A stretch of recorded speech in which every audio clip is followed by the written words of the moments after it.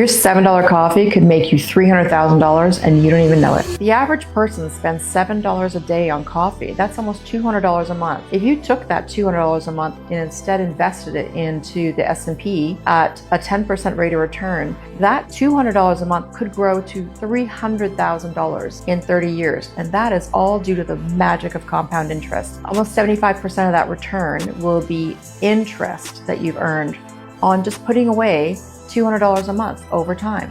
And that is where the benefit of time happens. Having a long horizon, if you're 25 years old, start that now. Having a long investment horizon is where you'll get the most benefit. I wish 25-year-old me knew the power of passive income. If I was chasing assets versus paychecks, I would have played the game so differently. When you're 25, you're counting down the days to your next paycheck. If you're smart though, you would actually try to invest in your first asset. So you carve out a little bit of that monthly income, put it into a savings account, you build up a little bit of a nest egg, and then you invest in something. I wish I had invested in a multifamily asset. All of the tenants would have been paying my mortgage and probably a bit more. So I would have had the benefit of buying an asset that would appreciate over the long run.